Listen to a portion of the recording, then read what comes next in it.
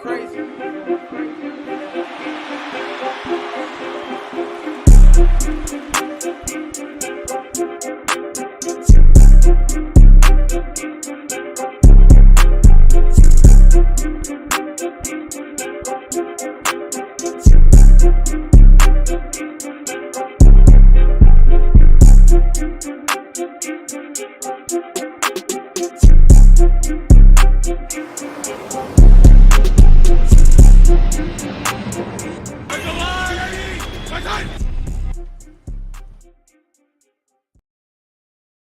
I'm your host, Fredo. With me today, we got the whole crew in the building. We got the boy Jerron, we got the boy DC, and Steven running things in the back like always, man. Gentlemen, this is what we be talking about all season long, man. The Super Bowl. The Chiefs versus the Eagles, man, in New Orleans. New Orleans is not nothing, nothing new with the Super Bowl. I think them in Miami has been the most city hosted the Super Bowl, man. So it's going to be a good one out there. DC, how do you feel about the Super Bowl, man?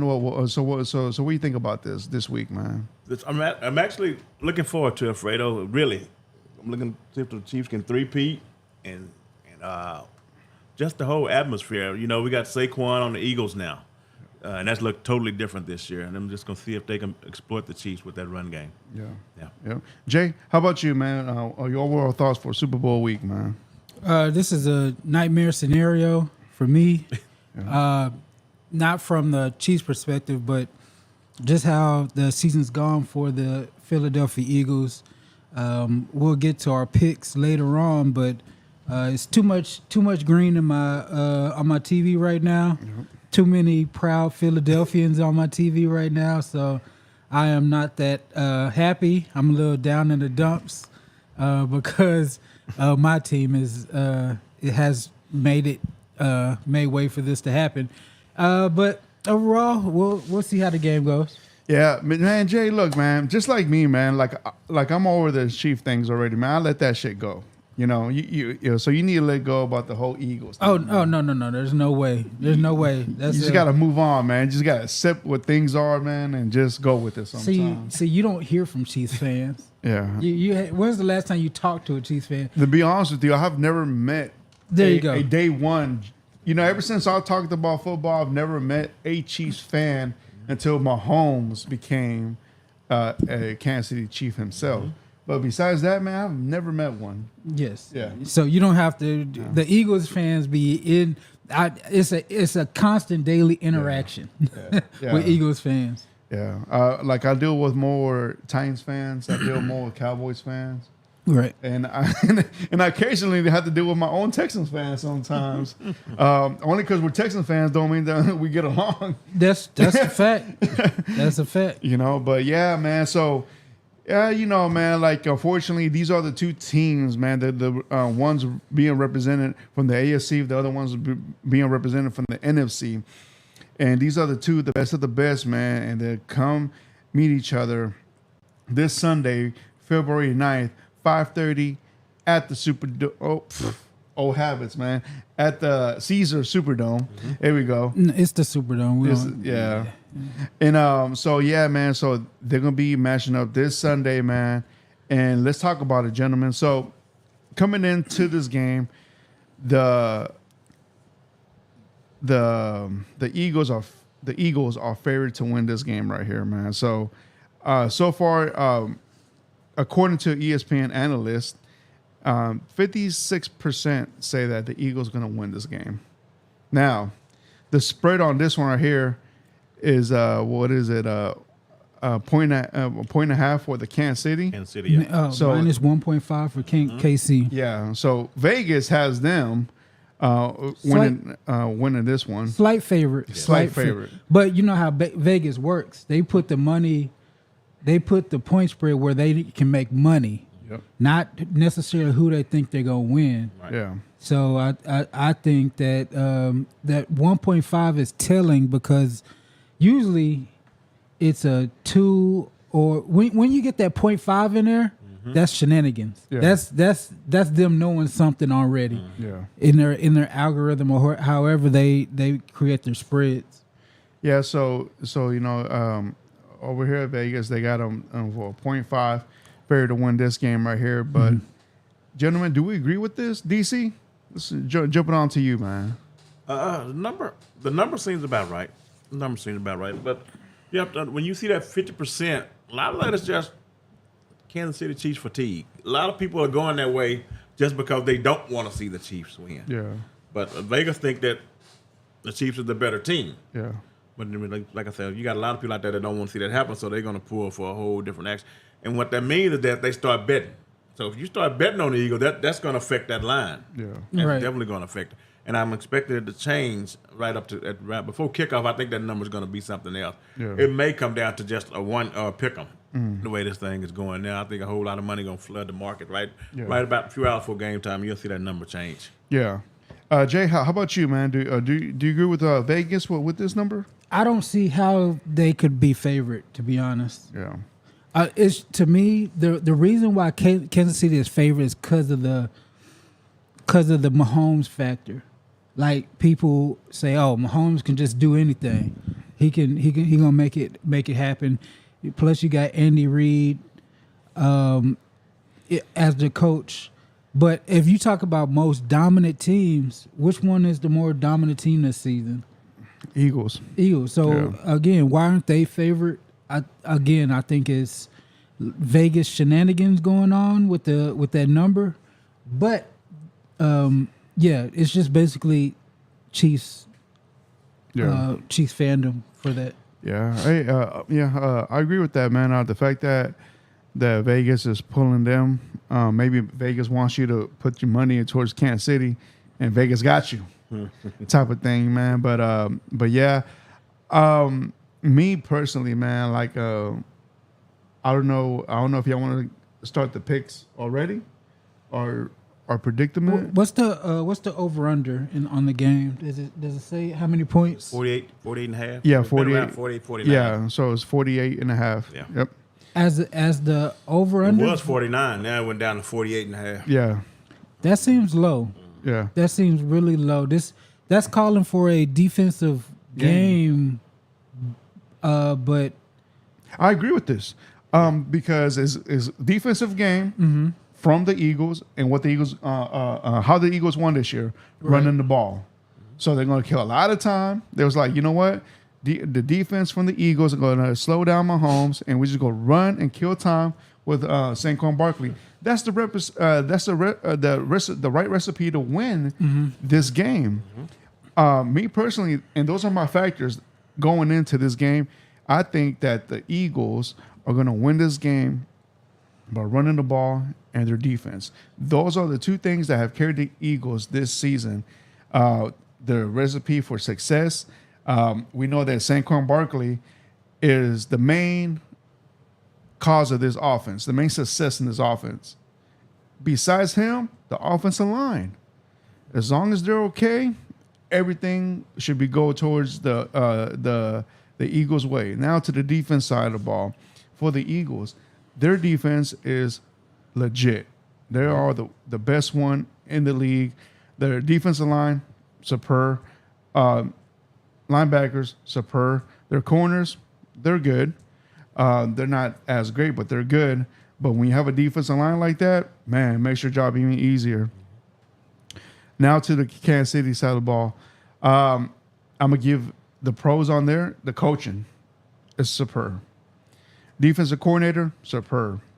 Their quarterback, superb. Now, I tell you the bad things that the Kansas City don't have. Their offensive line is very questionable coming in. Their defense has made some good plays this year, but not as great because they have allowed the opponents to stick in to a lot of games as well. And the receivers, they're not the best ones, but when you have a quarterback like Mahomes, he's going to find one that's open. So it's going to take the Kansas City to win this game for Mahomes to find their open receivers. The running back can't put too much on them, man, to be honest. But if the Kansas City Chiefs are going to win this game, they're going to need a lot of Mahomes magic to happen. And what we've seen this year, it's going to happen. We just don't know how and when or who it's going to happen to. DC, what are your thoughts, man? Yeah, but I'm taking the Chiefs. The last 3 games, the Eagles got 10 turnovers. I don't see the Chiefs turning the ball over like that. You got 4 against Washington, you got 4 against Green Bay, and you got 2 in the game against the Rams. I don't see the Chiefs handling the ball like that on a short field. Yeah. Like I said, these are 2 teams that don't mind at all having 10-play drives. The thing about this is that when you talk about this game, people always say, what does it take to win? The first thing out of everybody's mouth is, if you stop Saquon, you got a chance with the Eagles, which is true. But when you say, how do you stop the Chiefs from winning, what's the answer to that? What's the answer to that? Mahomes. How do you stop him? Yeah, exactly. You know what I'm saying? Yeah. There is no, we're going to take this one play. We can't take Kelsey. We can't take you don't know where it's coming from. Yeah. So, and I think if you have to put the game in Hurts' hands in this game, I think that's going to be the X factor right there. Yeah. If they stop him, I think it's going to be. And how do you defend Mahomes now? Do you put a spy? Because he's not what you would call a running quarterback, but when the time comes, that Eagles defense pushes everybody around. And guess what? But the thing is, they're going to have lane discipline. You can't just push up the field and get out of your lane, because if you do, Mahomes don't mind getting you for 6-7 yards. It ain't got to be the 20-yard scamper. It's just something that keeps the drive going and keep your defensive men on the field long enough to get tired. And eventually they're going to pop something on you. Yeah. So I want to see how the OC for the Eagles call this game. They're going to be putting some positions to do some stuff, and Spag's going to be in his bag. And I want to see how Kellen Moore react to some of the stuff that's going on. Are they going to come out and try to be a different identity from the jump, or are they just going to come out and do what they've been doing all year? That's going to be the key. But like I say, I don't think the Chiefs are going to turn the ball over. That's why I think they'll end up winning the game. They'll figure out a way to win it. Okay. Jay, what are your thoughts on this game, man? That's an interesting take from DC. He makes really good points about the turnover plays that the Eagles have been causing. A lot of that, I do think that they've just ticked up. I think that in the playoffs, they've game plan better for opposing offenses. And I think that everybody just got comfortable with this cover 2 scheme that Fangio's been running. So I think it was just a natural progression for the defense to get better. But then you brought up how are these teams going to win? I think for the Eagles, which will be my pick, I believe the Eagles are going to win the game. I'll put a score on it, 32-24. Eagles victory. Because on offense, having Saquon there and being the focal point for every defense makes life so much easier for Jalen Hurts. Even if you go back to this last game with against the Commanders, the passes that Jalen Hurts completed wasn't complex. It was a lot of, hey, I know this one-on-one. They're stacking the box for Saquon. I got A.J. Brown one-on-one. I got Devontae Smith one-on-one. Or I got Dallas Goedert underneath. All that's predicated on Saquon being there and making life just so much easier for the outside receivers and even the tight end. And then you got that dominant offensive line, which I don't know how much the Chiefs can get to Saquon in the backfield. I don't know if the Chiefs defense can get to Hurts in the backfield, even though he has taken bad sacks. It's just I don't know how much they can affect them with Chris Jones and what's the guy from who was the Texan? Omenahu?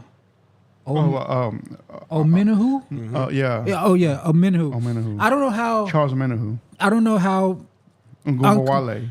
Is it Ngumbawale? No. I don't know how uncomfortable Jalen Hurts is going to be this game. If he's not uncomfortable, he's not going to make the mistakes. I think he's cool, calm, and collected in the pocket. So I just give the offense for the Eagles the upper hand. for what I will say is they gave Spags and Andy Reid a lot of time Yes. to make up a game plan. That's the only worry I have is maybe Spags comes up with a way you can contain Saquon while containing Hurts. And then, in the fourth quarter, he's going to come up with something crazy, some kind of crazy pressure that's going to befuddle Jalen Hurts. But if all things go to plan, the better team, better offense is the Eagles. How do you stop Saquon? Nobody's been able to do it. He's gotten some 60-yard games in this season, but when that happens, that's when A.J. Brown goes off or something like that. So I just don't see any way they contain this offense, to be honest. Yeah. So we know that, that the Eagles are coming in here defense ready, basically. And so my question to y'all is, can Kansas City's defense really do a number on the Eagles offense? Like just Jerron said, it's going to take a lot from that. DC, now my question to you is, do you think the defense from the Eagles, from the Chiefs, can do damage to the offense of the Eagles? Yeah, because I think Chris Jones is the best interior lineman on the field come Sunday. Yeah. He's going to be the best interior lineman. The thing is, you got to keep him inside the tackles. Do not let Saquon get outside the tackles. You got to keep him on the inside if you think you're going to have a chance. Because once he break contain outside, it's a whole nother level. Yeah. But, I think that they're going to move Chris Jones around, and there's going to be some situations where he's going to get that one-on-one, and he's going to get to put a little pressure on Hurts. I think he will. He's going to create a turnover. I think Hurts will turn the ball over one time this game, I feel like. Now, when it happens, that's going to be the key. Yeah. Whether it's early in the game or late in the game, but I think he's going to give it up one time. Yeah. But they're going to really, I think, force Hurts to beat them. They're just not going to let Saquon run all over them. Yeah. I don't see it. Like you said, you got 2 weeks to prep for this. It's going to be really, really difficult for to come up with a game plan, because for the Eagles, they've been doing the same game plan all year long. Yeah. Right. So now you get to the Super Bowl. I hope you've been practicing other things, because what if this don't work the first 3 drives and you're like, well, what do we do now? Yeah. And you mess around. If you mess around and you get down 10, 12 points to the Chiefs, and then you in a bad spot where you have to throw the ball more, then you're going to really be in trouble. Yeah. So the key to it is going to be long drives, definitely, for the Eagles to keep the Chiefs off the field. Yeah. And that's going to be one of the things that help them right there, because you don't want to get down like 14 points to the Chiefs. It's going to be tough to get back in it, because you're going to be doing things that you hadn't done all year, which is dropping back and throwing the ball. And the Chiefs are going to be pinning their ears back and coming after you and waiting for the mistake to happen. So that's going to be the key, man. They're going to have to get some of these long, sustained drives, the Eagles, to do that. Because if not, you're going to have to put points on the board. Even if the Chiefs don't score early like they always do, at some point, you got to put the game out of range. Yeah. You cannot let them stick around.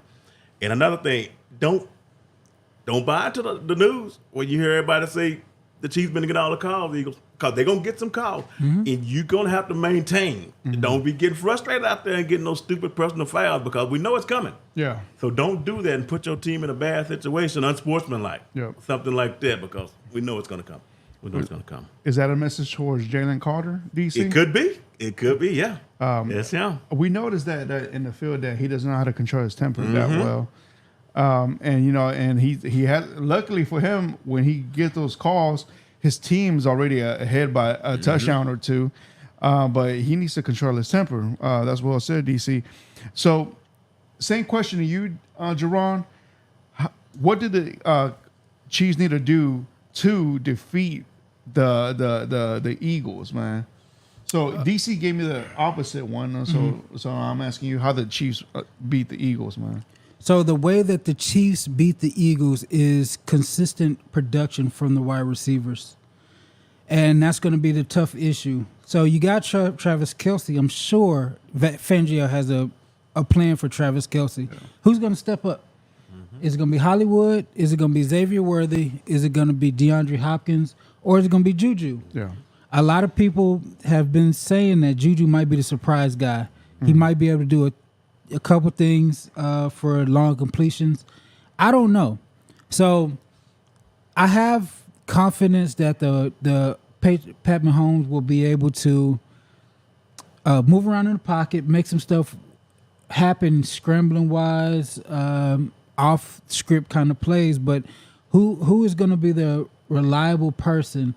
To me, I would have to say Hollywood is going to have to step up, because Xavier Worthy has been the guy who's pretty much carried the receiver room for the second half of the season. And if they can get something from Hollywood, like a big completion, maybe like a 35, 40-yarder completion, to put that idea in the Eagles' minds that it's not just Travis Kelce and it's not just Xavier Worthy.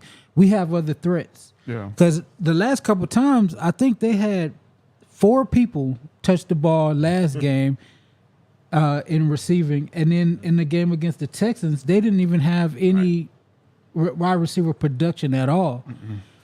On one hand, that's game planning. Right. Andy Reid's going to be like, hey, this is what we're going to stick with, and we're going to go for it all game.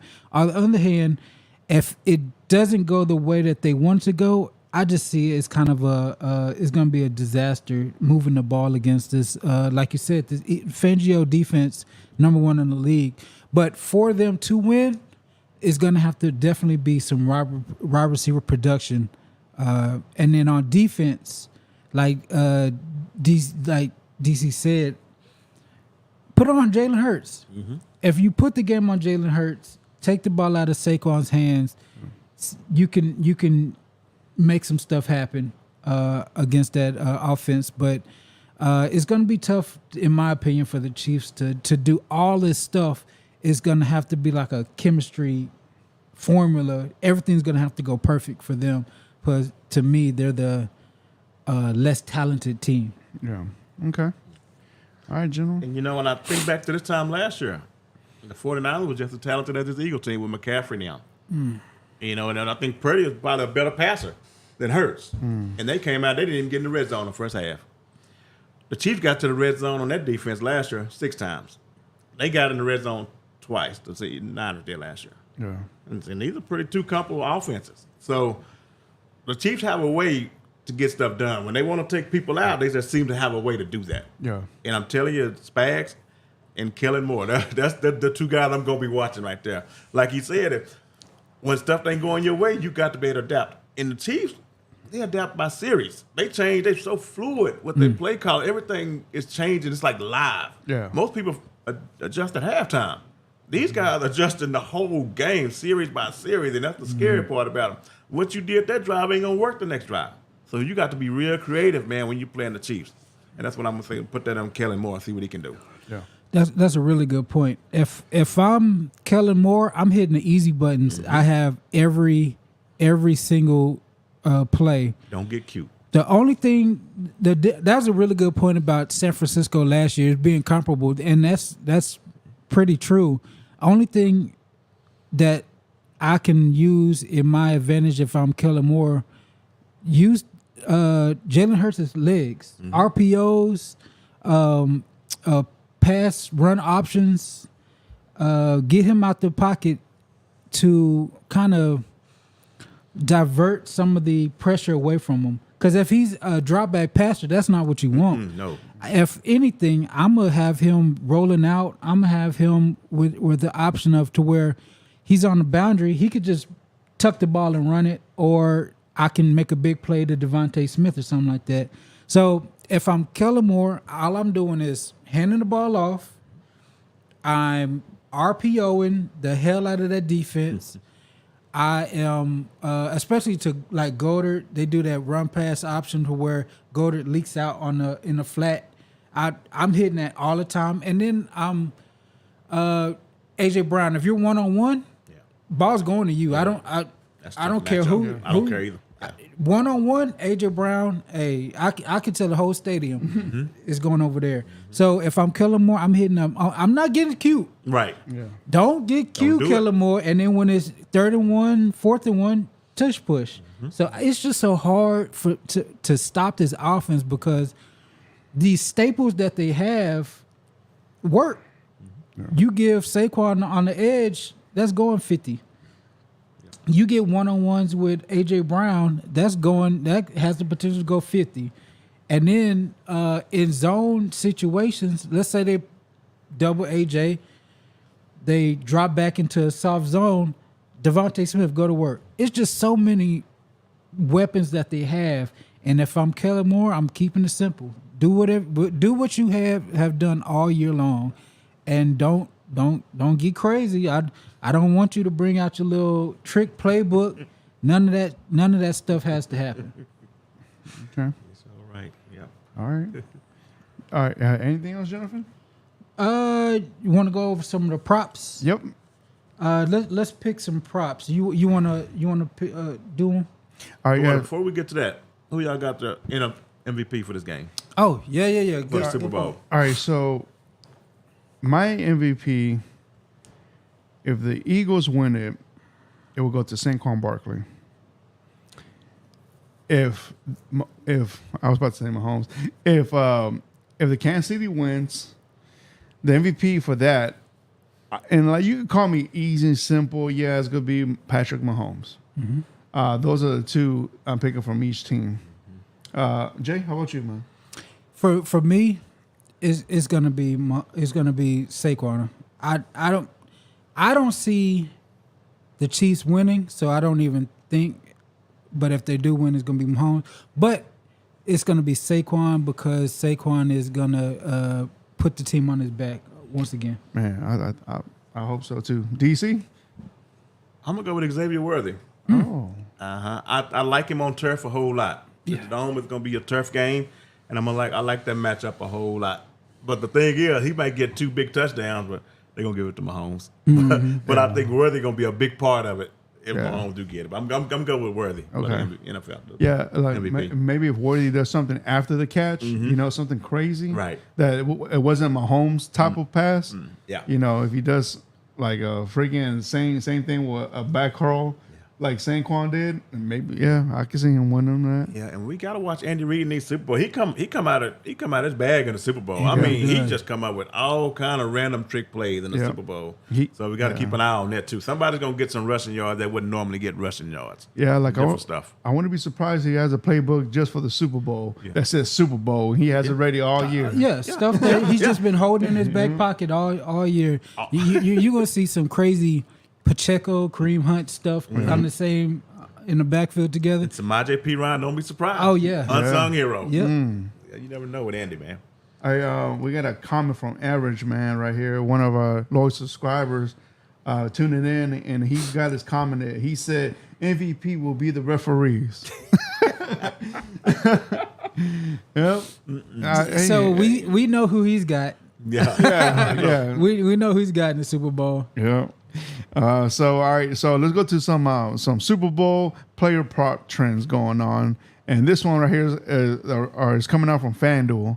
So pretty good sources right here. So let's have a little fun with it. All right, gentlemen. Patrick Mahomes, Super Bowl passing trends. All right. He has passing. All right. What is it? All right. Mahomes passing yards drop prop. It's 251. Over and under on that one, gentlemen. I'm gonna go under 250 yards passing. Yeah. Okay. Next one. Pass attempts on Patrick Mahomes. 36. Over or under? I'm gonna go under. Under? I'm gonna go under 36 attempts.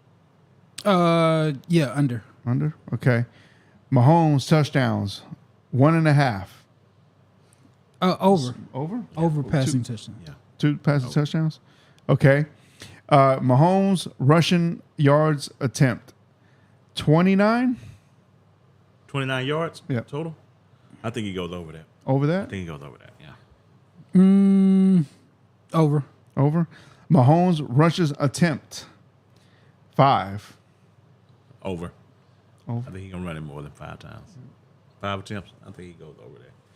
Jay? Okay, I'll go over also. Okay. Mahomes, anytime touchdown at odds. So it's at plus 370, which I don't get. Basically, he's just gonna score a touchdown, so that's mute. Yeah. Okay. But I don't think that counts. A passing touchdown doesn't count on that one. Does it? No, Mm. that's what the 1.5. That was, no, we know he's gonna pass. Yeah. Yeah. The odds would have been a minus something if the passing touchdown. Yeah. That's like if he runs one in. Okay. Okay. Now we go to Jalen Hurts passing. He had 210. Ooh, That's a good number. I will say over. Over? I think they're gonna make him. I think they're gonna force him to go over that number. Okay. Yeah. So they're going to shut down the runs. That's their plan. Okay. That's what I think it is. All right. Hurts pass attempt 27. Wow. I'm gonna go. I'll say under. I'm gonna go under. I'm gonna go a little under. I'm gonna go over. I'm gonna go over 27. Because you're convinced that Chiefs are going to shut down. I'm gonna go over that. Okay. They're gonna put If him over this. he goes over 27 attempts, that's not good. That means they playing catch up.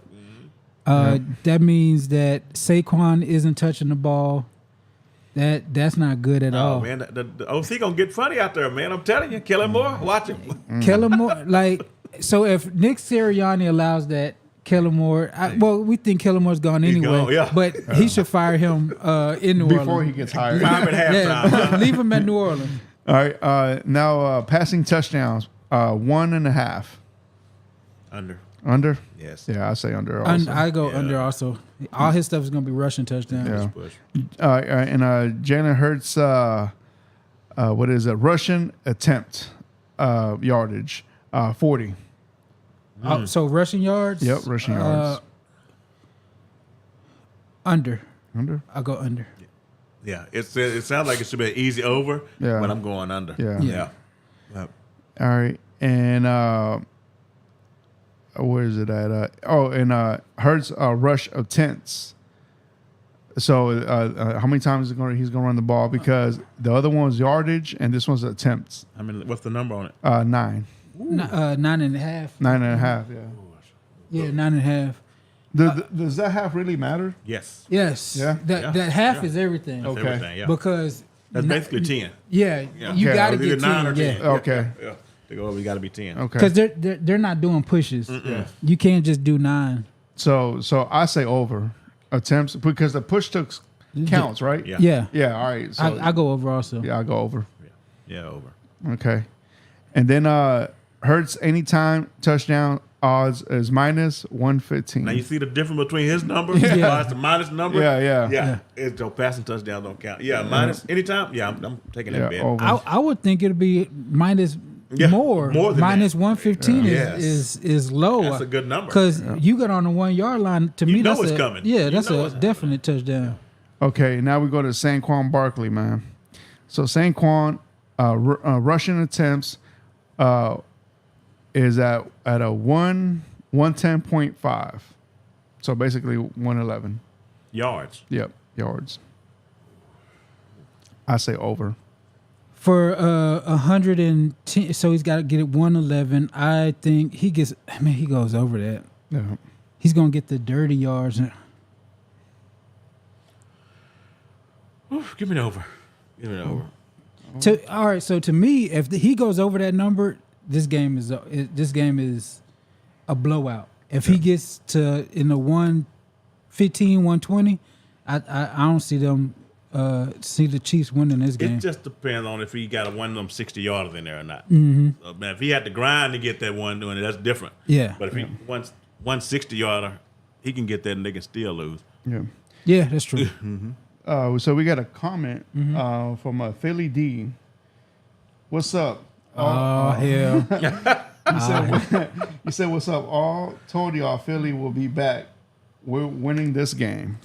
Philly D, I agree with you, man. Unfortunately, I agree also. Yeah. Hopefully the Eagles do win this one. And the funny part is, I think it's gonna be on Philly's D. Yeah. No pause, but No. Philly's defense.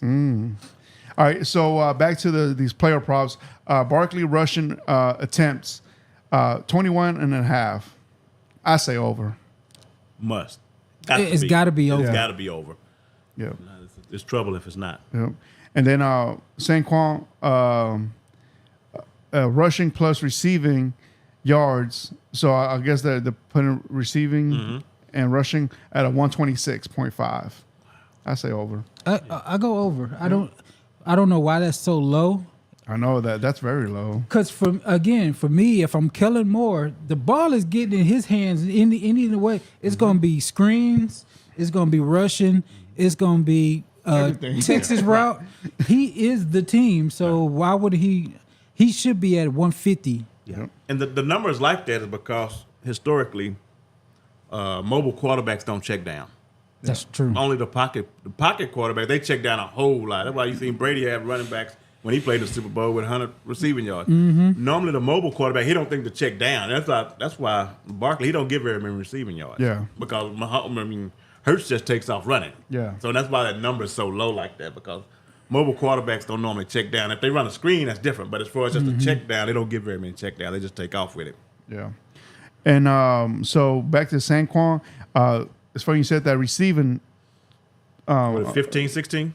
12. 12, yeah. 12 and a half. Yeah. Yep. That's why. 12 and a half receiving yards is ridiculous. Yeah. Saquon should be he should be getting Jahmyr Gibbs treatment. Yep. And Philly D comment again. Two Oh, thumbs hell. up. Eagles secondary is legit. I agree with that. I said at the beginning of the year, I was mad. Once the draft happened and they got Quinyon Mitchell and Cooper DeJean, I was pissed off. Yeah, y'all know. I was like, why are they allowing this to happen? And now look where we're at. We're talking about the Eagles. Yep. Then back in the Super Bowl, baby. And then Chauncey Gardner-Johnson. That pickup was good for them. Yeah. He is an asshole, but he is like the heart of that secondary. Yep. And then Saquon Barkley, anytime touchdown, odds are minus 180. Oh, Lord. Have it. Yeah. Okay, so now let's go to Kareem Hunt. All right, total rushing yards over 43.5. I don't know about this one. I know they're going to be in and out with Pacheco. I say I'll go under. under. Yeah, under. Yeah, I'm going on. I think they're going to run the three-head. I think they're going to involve Piron again in this one. You're going to see some stuff that you ain't seen all year long. Because he's the better pass blocker for the most part. Yeah. And I think with that rush, they're going to need him out there. And Hunt's rushing temp is 11.5. I say under. Give me the 10 carries. Yeah. And Hunt's rushing plus receiving total is going to be 53.5. I say under as well. Under. It just, man, like, if I'm a betting man, like I got to watch out how I use, betting with this right here. Yeah. Hunt's receiving yards prop 6.5. Receiving yards? Yeah. That tells you right there everything you need to know. Yeah. That's 6.5. So I don't know. So I don't know if y'all want to keep doing. You want to do Pacheco's? Let's go to Kelsey. Let's go to the big names. All right. How about AJ Brown? Yeah. Okay. What's AJ Brown's receiving? He's projected 70.5. I don't know. Under. Under Under. for you, Jay? Yeah. Yeah. I go under. How about you, DC? Yeah, under. Under. Yeah. All right. Let's go to Devontae Smith. 51.5. I say over on this one. I think he gets loose for one big one. Yeah. Yeah. Which going to put in the total. I think he gets over to 51 total. Yeah. For him to go over, to me, that's bad. Yeah. If he's over that, that's not a good thing. I think it's under also. I'm going over on all the Saquon stuff, and I'm going under on all the receiver stuff except Goddard. I think Goddard goes over. So Goddard, he's at 52.5. I'm gonna go over that. Over that? I think his game plan, he's gonna be very intricate to them winning. I don't know about I want to know what his reception. Now, if he got like 4.5 receptions, I would go over that. But I think he'll get a lot of the dump down stuff. Yeah. He'll be the one, like Jay said. He's gonna be the one to move the chains for Yeah. him, I think. Yeah, his receptions over and under is 4.5. Give me over that on that. Yeah. Give me over on that for sure. Yeah. So let's go down to Kelsey now. Do Kelsey and Xavier Worthy, and then we can. Okay. Kelsey, he's at 60.5. I say on this one, give me the over, man, because I think he always finds a way. Man. Ooh, I know that's That's tough. that That spells was- trouble. that- That that's the- spells trouble for the Eagles. If that happened, that spells trouble, Yeah. man. I'm gonna go under that. But I feel like this might be from catching up. Yeah, I'm going under 60.5. Okay. DC?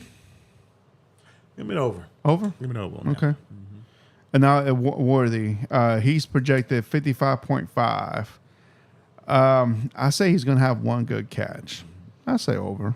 Yeah, I'm taking over on that. Yeah, to me, he's the offense. If they're gonna win, like I said, it's gonna be somebody stepping up, and most likely it'll be Xavier Worthy. Yeah. Only problem I have with that, he's a rookie. Is he ready for this? Is he ready for the lights? Is he ready for Chauncey Gardner-Johnson talking trash in his face? Is he ready for the hits? So I'm gonna go over, but it's a conversation. Yeah. And Philly D comments, he says, take over for Garbert. Yeah, no. In my game plan that I came up with my head, it's gonna be a lot of Saquon, a lot of Goddard, and then whatever you can get from AJ Brown and Devontae Smith is what you get. Yeah. But I'm leaning on that offensive line, and then when the Chiefs back everybody back, Goddard is just gonna eat underneath to me. Yeah. So I agree. I'll put my money on Goddard's over number. Gentlemen, are you ready to move on to some different topics? Yeah. Yeah. Some news and notes. You ready for news and notes? Let's go. Let's do it. We're gonna start with you actually. The Texans. It's finally done it. We all know that Bobby Sloak was fired kind of late in the game, to me, in my opinion. And most of the good offensive coordinator positions were already filled. But the Texans hired Rams tight end coach and passing game coordinator Nick Cali as their new offensive coordinator. It says that according to Ian Rappaport, he drew interest from the Jets and Patriots, but he landed in Houston. Fredo, how do you feel about getting another West Coast name as a offensive coordinator? So, to be quite honest with y'all, man, so the way I feel about this is I don't know. I really don't know how to feel about this because the only thing I know is he's coming from the Rams as a tight end play caller coach, basically. And this will be his first year, him being a play caller. And I really don't know how to feel about that because as he's been around football, man. So I'm trying to look up his career stats. I know he started off in New England, right? and he was over there as a tight end coach as well. But he's been with New England since 2015. Do you know who was with New England in 2015? Nick Caserio. Right. And I feel like this right here was a Nick Caserio hire. Does it help that he also knows that Shanahan, what was that coach from the Rams? McVay type of system? Yeah, that does help. I feel like this right here is a little bit of Nick Caserio and also D'Amico Ryans. But the fact that he only been coaching up the tight ends, it's kind of alarming to me. He hasn't had any play calling whatsoever. But he's been around football forever. He's been around.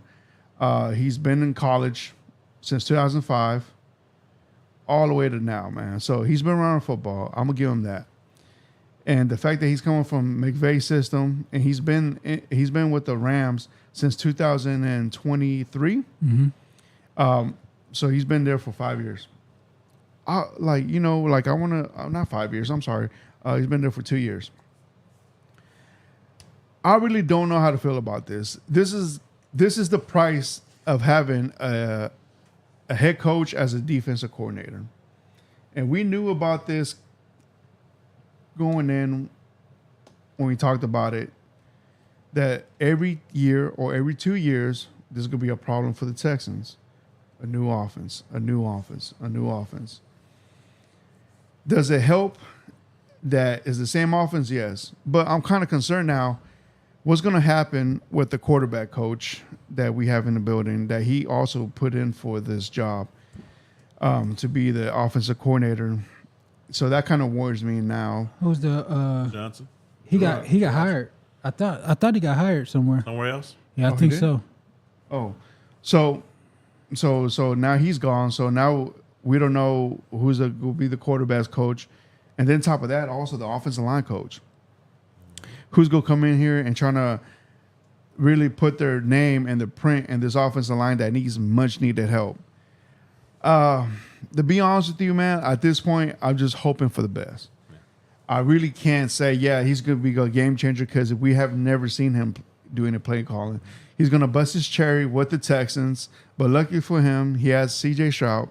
He has a good wide receiver with Nico Collins, and he has a good running back with Mixon. So we're going to see what's going to happen. What can he do with this offense? Bobby Slowick had something to prove with his offense, but second year with this offense, he didn't do much. He took a step back. I really don't know what to expect from Nick Clay, and we're going to see how it works out. I really hope for the best, but until I see within a game or 5 games with him being a play caller, we're going to see what's up. But until then, it's kind of toss up. DC, what do you think about this, man? Just like it's a lot of unknown about him. Yeah. You don't know very, very little about him, and he's coming in to call the plays. But the most important part is, can you scheme up for CJ? That's going to be the thing. And can you make adjustments? Where people ain't in the stands calling out your plays before you run them. That's going to be a big, big part of it. It's part of the unknown. I want to see some motion, lots of motion and different things. Don't get too vanilla. Try some different stuff that everybody else ain't doing. But you've seen how it runs right there with the Rams. Yeah. You give some of that stuff a try. Your personnel ain't exactly the same, but you got just as good on offense. So you should be able to get some of that stuff done. But the key to it is making those adjustments when you need to make those adjustments and keeping the defense on their toes. Yeah. Jay, well, what are your thoughts on this hire, man? I think it's a good hire. You stay in the Shanahan tree with McVay, and you get away from Slowick. Get away from the way he pass protected for C.J. Stroud is the best part. If anything that I've learned is that your play calls protect the quarterback just as much as the offensive line does. And we saw in that Kansas City game, Slowick he didn't have CJ's protection in his mind at all with his play calls. So I believe I'll give him a try. Like you said, Fredo, this is going to be the problem going forward. Yeah. You have a unknown commodity calling your plays now. I'd be much more confident if they got in early and got a bigger name play caller, but we'll see. They're going to put more on C.J. Stroud now. Yeah. We'll know if he's Peyton Manning in the head now, or is he just running plays that somebody else called for him? Yeah, from inside the helmet. Yep. What I've been hearing about him, is a lot of good things. They say that he is he was up for a offensive coordinator for the Jets last year, but he turned that down. So this wasn't his first job offering. He had plenty of interviews. I think he was just waiting for his best opportunity, and knowing that you could come down to Houston. You got your young quarterback, good receiving core. A potential offensive line that needs a little tweak. Maybe he can make this this franchise of an offense. Whoa, you said a little tweak? Yeah, They need a big tweak, Fredo. You got your fan hat on, huh? No, like the players are there. Okay. They're just not disciplined. That's what okay. I'm saying. They need, they need to they need to be a little bit more disciplined. Okay. In the offensive line, the players are there. And I feel like they can be coached up to their true potential, and they could be a good contender to one of the top offensive lines, man. But it all just starts. What kind of offensive play calling you using? Who's your offensive line coach? And we're going to see if the offense needs 4 minutes to hold passes, tackles to come, Mm-hmm. So we're going to see what's up, man. But at this point, I'm just hoping for the best. I can't say, oh, this is a terrible hire because I don't know anything about him. Okay. I can't say anything. It just happened so late. It was just weird. It just, but to answer your question, Jay, about should we got a new offensive coordinator or a veteran type of offensive coordinator at this point, because we knew Chip Kelly was out there. No, you don't want that. I didn't want that. No. His offense, is whoever's open type of offense. There's no stability in that offense, but Chip Kelly got offered that Vegas offensive coordinator over there, And he took it. So and this weekend he was here in Houston, so I don't know what was going on. They probably turned him down. I guess so, but He said he wanted to run the same 4 plays different ways, and they were like, nope. That's all. To me, that's what Chip Kelly's offense is. Same couple plays. He just wants to run it real fast. yeah, So and see if he catches or not. But right. to me, I feel like this Texans head coach. The Texans offensive coordinator job is to be determined, to see what happens within the first 3 games of the regular season of next year. But until then, we just gotta wait and see what really happens. Yeah. But Training camp is going to be interesting. Yeah. I can't wait for training camp. We will be there Yes, to see and judge them if this is a good type of offense he's going to run. But we'll see though, man. To be determined. Fredo, this OC, it's got to hit. It's got to be a home run. It's a must be a home run for the He's Texans coming with this. pressure, man. Yeah, a whole lot of pressure. Never calling plays. It's easy when you the passing game coordinator and you see certain situations. Yeah. It didn't work, but in your mind you think, I would have done that. Yeah. So now here's your chance to get put in some of these situations, these third and long. You thinking about how much time we got here, how much time we got there. We got timeouts and all this, the clock management, everything. You're gonna be a part of it. And D'Amico, hey, your hand is all over this. You don't get to hire another offensive coordinator because if this one don't hit, it's gonna be some change all the way across the board, man. Yeah. It really is. The only way he hires an offensive coordinator if they get past the divisional round. Yeah. The only way he get another offensive coordinator is this guy get a job somewhere else. Yeah, that's next what I'm year. saying. That's what I'm saying. If somebody hires this guy from under him, but if this doesn't work, man, I feel they're gonna burn the whole ship up. Yeah. They're going to put it on Caserio. To me, this is on Caserio's back. Yeah. I mean, yeah. So we're gonna see what's up with this, man. Like, and it sucks because he's coming in with more pressure than Bobby Slowick was. Bobby Slowick, like, hey, we got time. We got 2 to 3 years. We can, see how this works. But unfortunately for Slowick, his 2-year tender was short here. Yeah. All right. And we got some comments here from Philly D. He says, they will do their best to shut down Kelsey if Mahomes goes off with Wardy and have a big day. Mm-hmm. He also said a lot of Dallas fans don't like the hire, and to me, it's a great hire. Offensive will have stability. I'm glad he brought that up. Let's go on to what the Cowboys have done. I did want to talk about that. The hire is still okay. Brian Schottenheimer as a head coach is not what anybody wanted in 2025. But what I will say, the staff that he's getting is 2 thumbs up for me. First thing he did, Matt Eberflus. Yes. Fizzled out as a as a head coach in Chicago. That's not for everybody, right? right. We know that even Spags ain't no head coach, Exactly. right? But in his time as a defensive coordinator in Indianapolis, I thought his defense was okay. I thought his defense was consistent. He's known for getting his linebackers involved. We've got a linebacker problem in Dallas. Maybe he can fix that. He's a heavy zone guy, which is okay. And then he gets his forward to the quarterback. There's not as much blitzing. It's a safer defense. I'm okay with all of that stuff. Sounds like D'Amico Ryan's defense. A lot like D'Amico Ryan's defense. Then they hired Clayton Adams as their offensive coordinator. This is my favorite hire that they got. So he was a offensive lines coach and run game coordinator in Arizona, right? And you would be like, oh, why Arizona? There's nothing special about Arizona, but they could run the damn ball.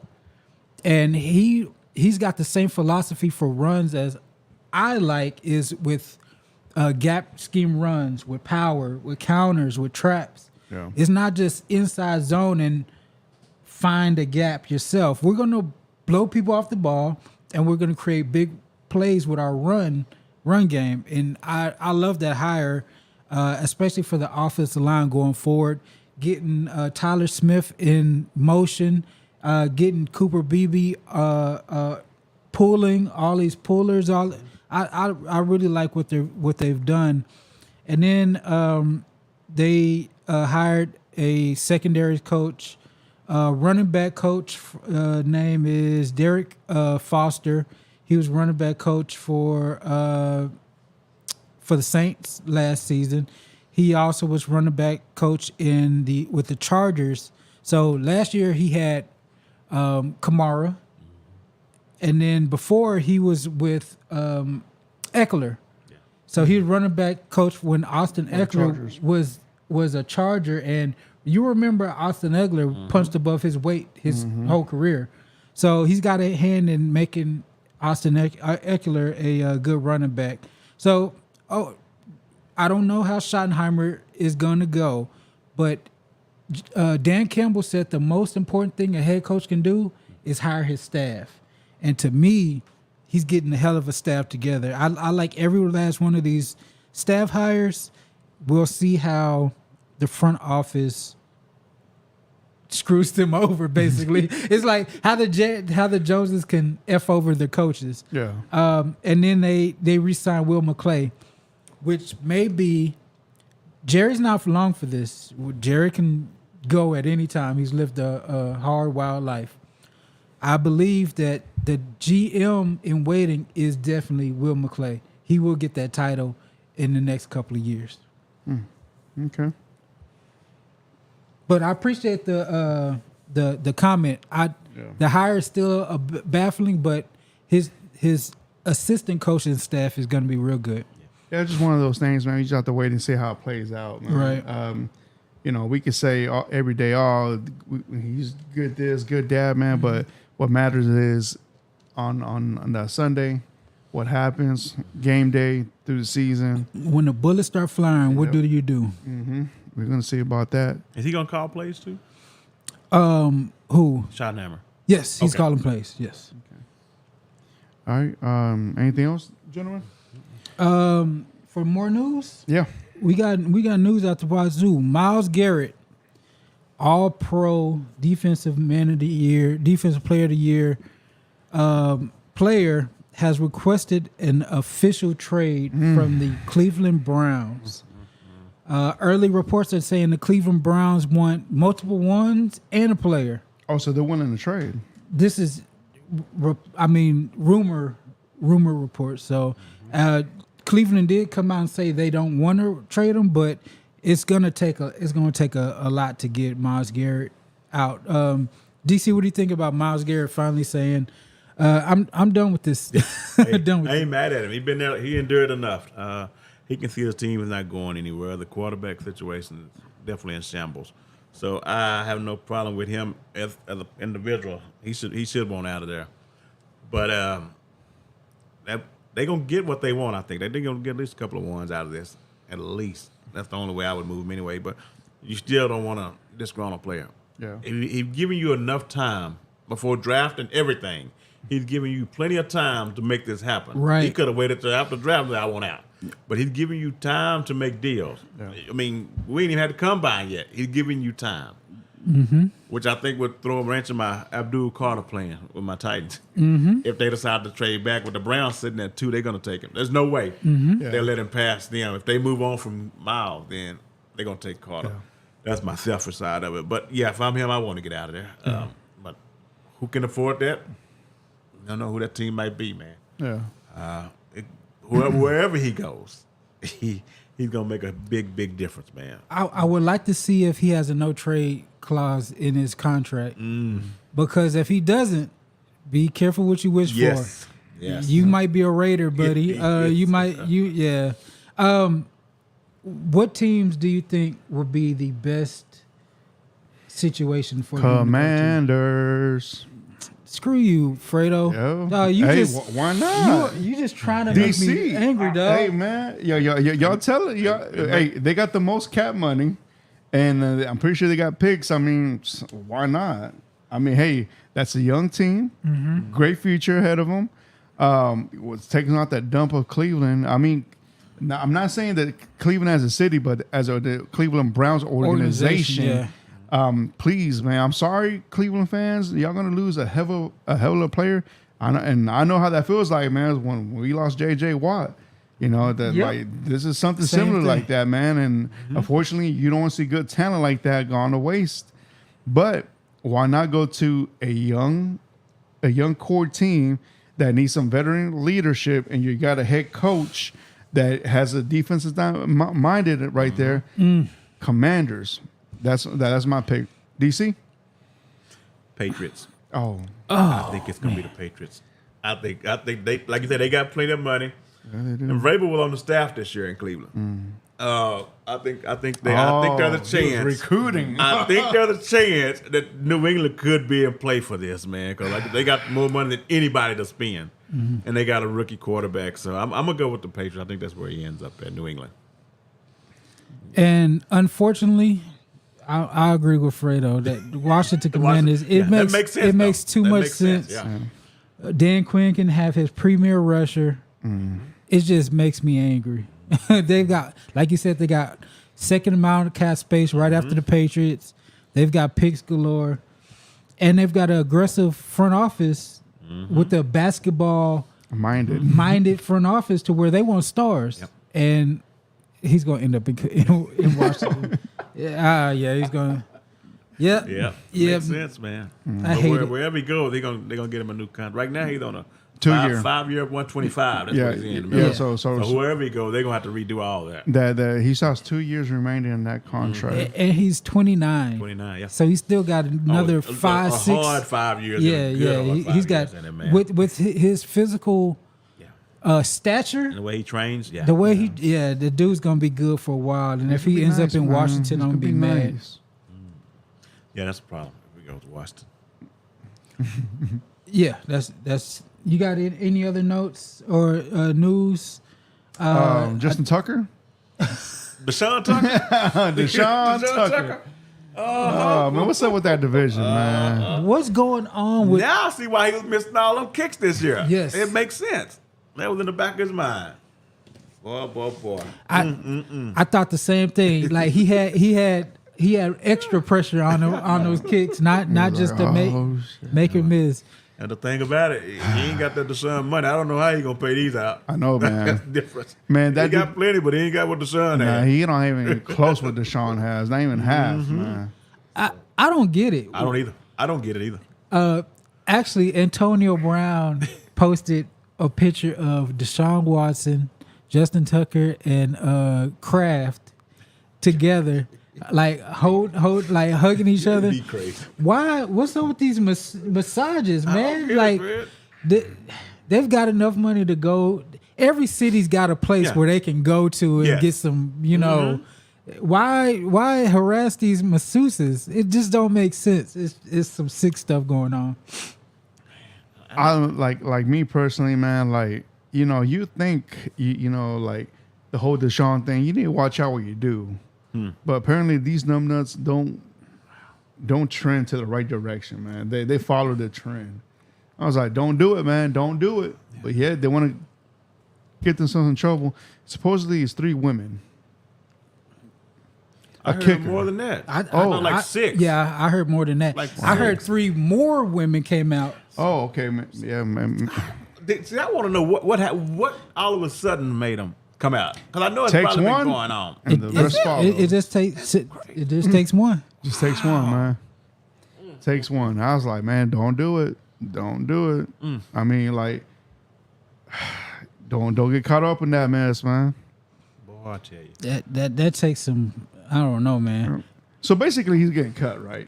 No. He's not getting cut. He's not getting cut. It's gonna be. It depends if it's criminal or not, but he ain't going nowhere. He might have messed off his Hall of Fame jacket, man. Yep. Just like that. Just like that. Yeah. Yep. That's all the news and notes I have as of right now. You want to go run through my graph real quick? Okay. Actually, while we're doing that, I did go back and watch. I'm getting ready for the draft. So I went back in my old school scouting days, wannabe scouting days, and I watched some. Hey man, you're my scout. That's what I'm talking about. I'll be the You're show the Shields scout. football scout. I watched some Shador Sanders. I watched some Cam Ward. I watched some Ashton Genty, and I watched some Abdul Carter. Everybody, especially DC, should have a couple of these people on their mind whenever draft comes around. So I want to do this every week, like to give a quick rundown on some notes that I take. I'm gonna start out with Shador Sanders. Watched him against Kansas State, Nebraska, North Dakota State, Baylor, and BYU. He's crazy accurate. Yeah. His accuracy is not on the forefront because he's a Sanders. Nobody thought Deion Sanders' son could do this, but he's accurate. He's got a quick release. His arm is good enough to make the throws. Only thing is, he's just an okay athlete. Right. When it comes to athleticism, he's nowhere like Deion was. To me, when he runs and scrambles, he looks like Jameis or Teddy Bridgewater. To me, he's Jameis Winston without the interceptions. Overall, not a great runner, limited athletically, so he's not going to be one of these dual threats at all. He's going to be sitting in the pocket. Negative-wise, he holds the ball for far too long, takes way too much damage. Yes. He'll have 4 people in his face, and somehow he won't just throw the ball away. So he's going to need a strong quarterback coach to tell him to get rid of the damn ball. He takes bad sacks. I'll go to, against North Dakota State. Accurate mid, accurate deep, accurate short, good ball location. He's tough. Again, in my notes, held the ball too long, limited athlete. Doesn't always see pressure. He's tough as hell, great vision, and quick release. He won't outrun NFL defenders. Yeah. Going on to Cam Ward. So these are the number 1 and number 2 quarterbacks in the draft. DC has the number 1 pick. He said he is the 1 quarterback, but this might happen. Cam Ward, he's confident in his arm. You'll see him make throws that don't make sense. Like he loves doing off-platform, like off the back foot throws, different angles, sidearms. He's like the N1 mixtape of quarterback throws, pretty much. He's a gambler. He will make terrible decisions from time to time every game. Like it'll be double coverage. He'll throw right. He's just so confident in his arm. He thinks he can make that throw. Bad. He threw a bad interception across the field against Duke. Wasn't good at all. he does make beautiful bucket throws down the field. To me, that's his best throws. His accuracy downfield on his bucket throws are really, really good. Mid-range accuracy is it's okay. He's got plus escapability. I watched him against Florida, getting out of the pocket, making plays. He's a playmaker. He's lackadaisical with the ball. He does put the ball in harm's way. That's 2 games back to back. I noted that. Cool and calm at all times. When I say that, I mean like there's a play in the Florida game where he got no pressure, and he literally dropped the ball beside his waist, and he just stood there, like you're in the middle of a game, and he just stood there, and then he just made a little check down throw, like not even stepping into it. He just does whatever the hell he wants. There's been times where he was running out of bounds, and he'll almost get to like a walking speed before going out of bounds. I don't know why he does that, but he does.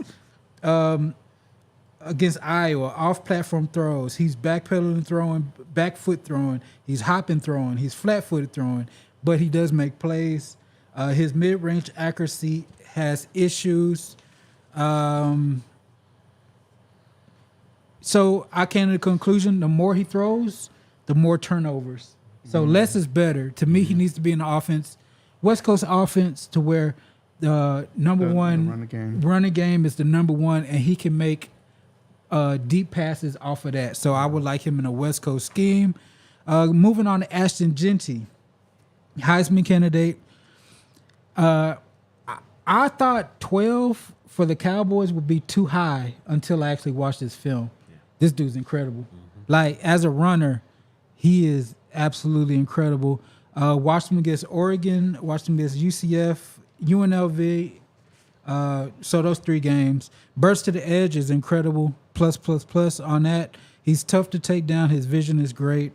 NFL O-line will make him even better. If they can get him a crease, he is gone. He pulls away from everybody. He had a 70-yard touchdown against Oregon, and nobody even got close to him. To me, a lot of people said he may be like Jonathan Taylor. I liken him to a smaller Marshawn Lynch with speed. Like, give Marshawn Lynch track speed, and that's Ashton Gentry. He's a little small. He's a little compact. I would like to see his measurables. Against UCF, dangerous open field runner, tackle breaker. Need to see him in pass protection. UNLV, great burst when he sees the hole. He's shifty, plus balance, plus burst, plus vision. So that's pretty much the perfect runner. And I need to see him block in the pass game. I think he couldn't block me. So we'll see if he improves. That's major on the NFL level. Yes. Being able to protect the quarterback. And the last one I want to do is Abdul Carter, possible number 1 overall pick, definitely a top 5 pick. Watched him against Minnesota, Ohio State, Illinois, and USC. Amazing lateral ability, quick inside speed, first step quickness, bursts up the field. Clearly wins on tape. First step quickness. He's got a couple pass rush moves. He's got like a inside knife. He's got an outside rush where he dips the shoulder, kind of like a DeMarcus Ware vibe. And then he's got like a little inside spin move. To me, he struggles to disengage in a run. If blockers could get into him, he's not gonna disengage. His best attribute in a run is beating blockers to the spot. And he loses balance a lot. I didn't think that would be the case, but on the edge, he just, like, if he doesn't get around you, he ended up on the ground way too much.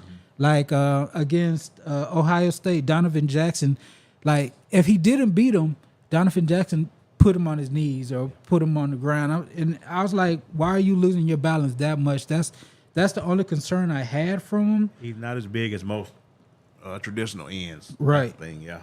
And to me, they compare him to Micah. He's not Micah.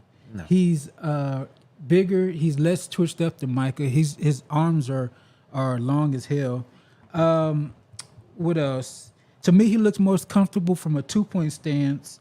And against Illinois and other games, he lined up over the ball. He lined up over the guard. He lined up as a linebacker. He lines up everywhere, and he makes plays. So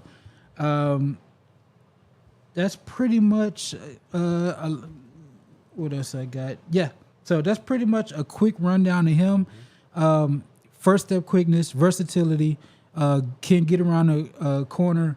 And I think he's worth it. He just kind of makes me scared with that losing balance thing. Sometimes it looks like he's on skates out there. I wasn't prepared to see that, but I can't wait to see how he does at the combine going forward. Okay. Well, Jerome, man, some good notes right there. Yeah. And when you mentioned, like, with me, I don't want either one of these guys at the quarterback, particularly at the first pick. I wouldn't mind having them if I can get them later on in the draft. Yeah. These guys just really haven't seen them pan out. I'm going to give you a rundown of these are the guys who have been drafted in the top 5 since about 17.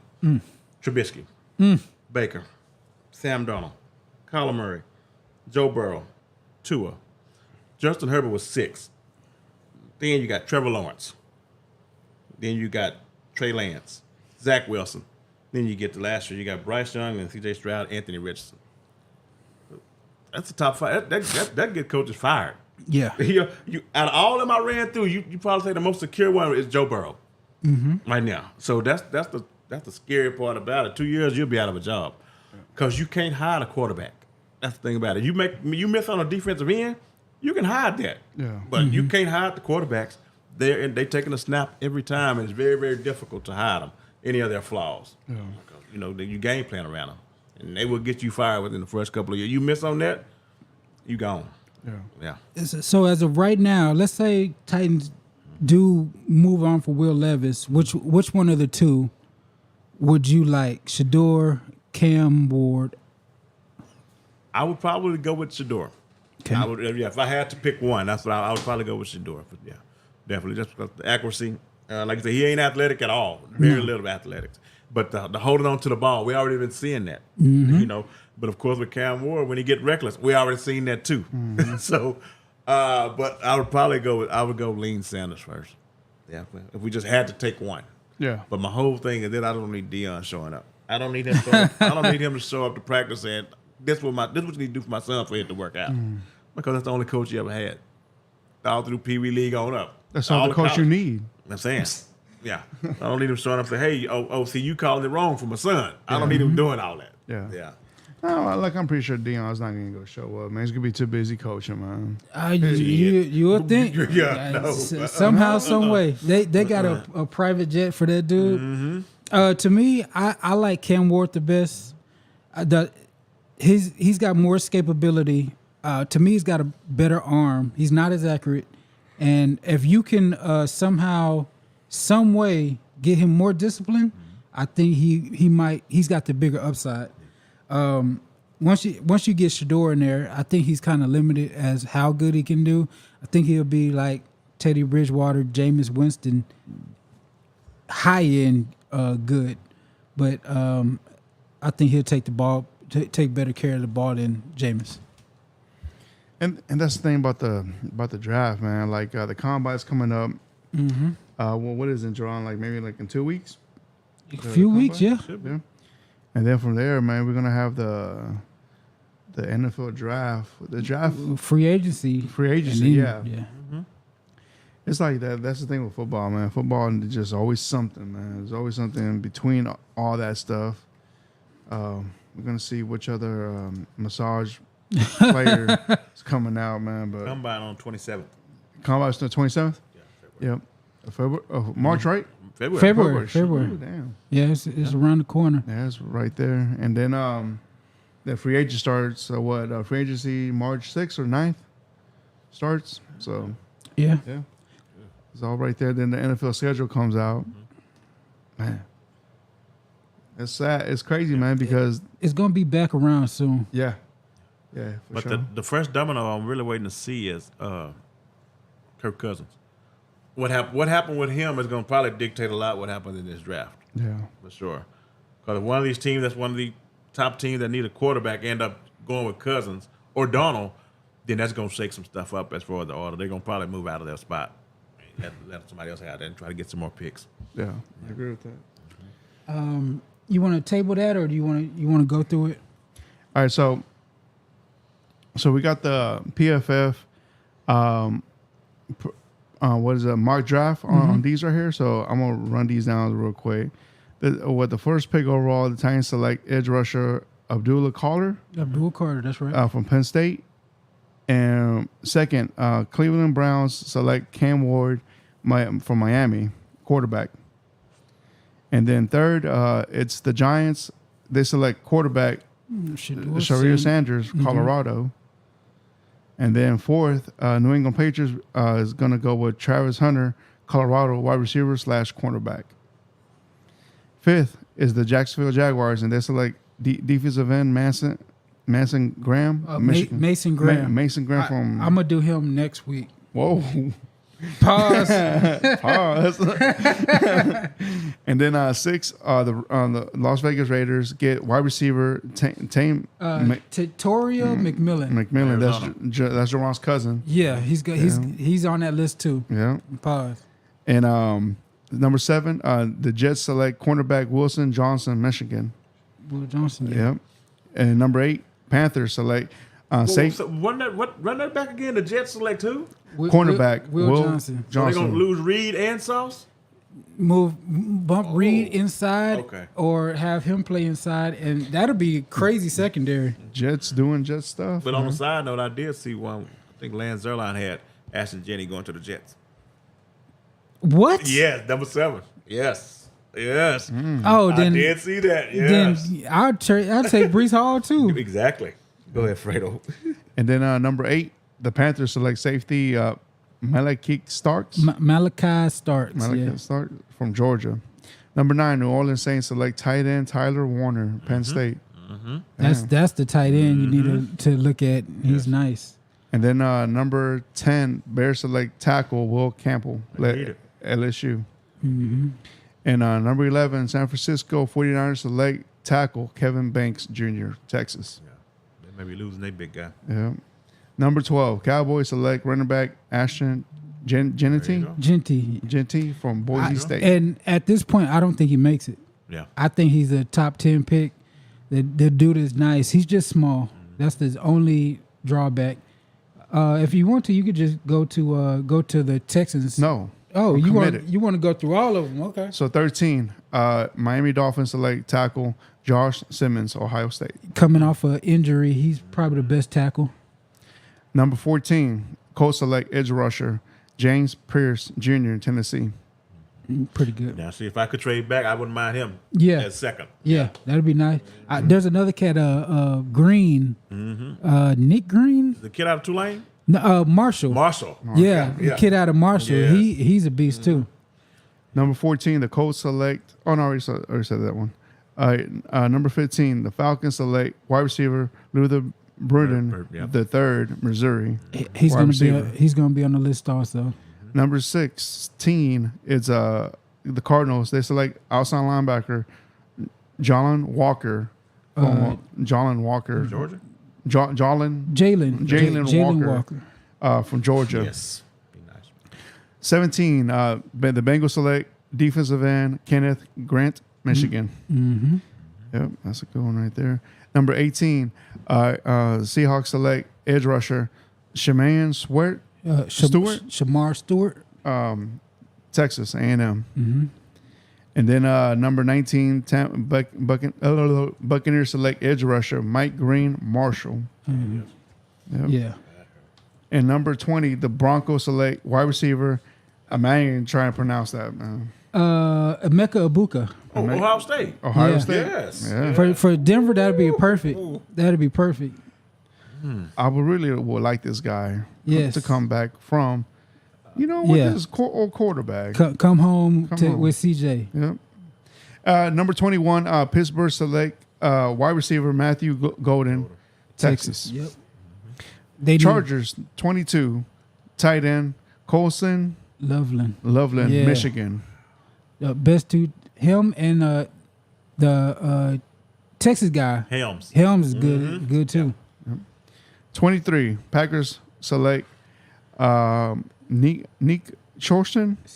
Nick Scorton. Scorton. He's Yeah, nice. no. I like him. Yeah. What position does he play? He's an edge rusher. Yep. Edge rusher? And Okay. And number 24, Vikings select cornerback Jaden Bourne, Barron, yeah. Texas. Number 25, Texas select defensive lineman Walter Nolan, Mississippi. Huh. That's a name I have no idea of. Walter Nolan. I put him on the list. Yeah.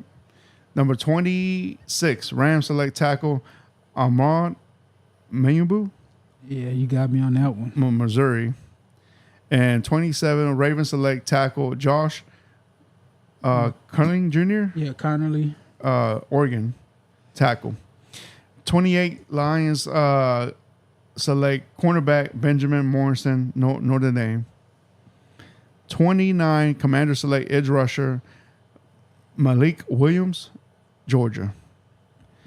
Number 30, Bills select cornerback Tay Amons, Trey Amos. Trey Emmons, Mississippi. 31, Eagles select edge rusher Jack Sawyer, Ohio State. Was that the one you were talking about? Yeah, Oh, Jack Sawyer. Okay, yeah. that's the one I was talking about. And then Kansas City at 32 select offensive line Gary Zambo, North Dakota State. Yeah. Gray Zabel. Yeah, Gray Zabel. But it's about that time for all us losers with mock drafts and stuff like that. But can't wait. Yep. Is that time of the year, man? We're gonna after the Super Bowl, we're go deep dive more on these college players, see what they're about, and do some mock drafts, man. But yeah, man, it's that time. This is Jerron's favorite time of the year. Yes. If you don't know, now you know. I love this. This is the time of the year that he gets excited for these mock drafts or these young bucks coming into the NFL, and you know, and also you know, and see how they pan out, where they end up at. But yeah, man, let's see what's gentlemen. Anything else? What's your score on the game? Final score prediction time. I want to say Chiefs 24, Eagles 28. I said 32-24. I'm going to go with Chiefs 25-23. Oh man, that's a good game right there. 25-23. 25, 26. Yep. Yep, that's all I got. Yeah. Okay. Well, Steven? Let's wrap it up, my friend. Well, guys, this is the time of the day that we're going to close things up for today. Thank you for tuning in to the Shield Football Podcast. Like always, please subscribe, like this episode, share this podcast with your friends and family. That'll be much appreciated. We'll be back next week, same time at 5:30. Until then, peace. Peace out.